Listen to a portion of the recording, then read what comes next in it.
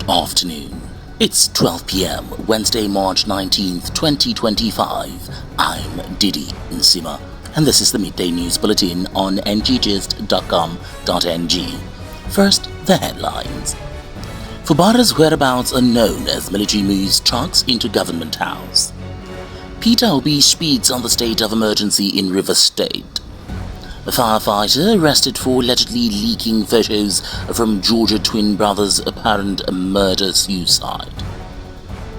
Two Rwandan brothers leave camp after father's death. Now the news in detail. Tensions remain high in Rivers State as Governor Siminalayi Fubara's whereabouts remain unknown following the military's deployment of trucks into the government house in Port Harcourt. On the first night of the state of emergency declared by President Bola Tinubu, military trucks and armored vehicles were stationed within and outside the government house. This move follows recent militant attacks on oil installations after the Rivers House of Assembly served Fubara an impeachment notice. Eyewitness reports indicate that the roads leading to Government House from UTC Junction and Isaac Borough Park were deserted, with residents rushing to their homes to avoid possible confrontations. While unconfirmed reports suggest the governor may have foreseen the emergency declaration and held meetings with his executive council, there is no official confirmation on whether he has left Government House. Former presidential candidate Peter Obi has expressed concern over the state of emergency in Rivers State, describing it as a failure of democracy. In a statement, Obi criticized the political crisis, emphasizing that governance in Nigeria often neglects the welfare of citizens in favor of personal and political interests. The real losers in the situation are the people of Rivers State, Obi stated.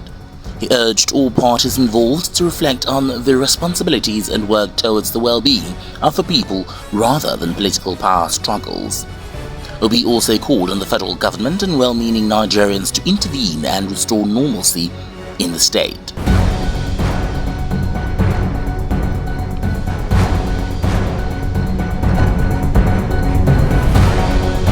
You're still listening to the news at noon on nggist.com.ng.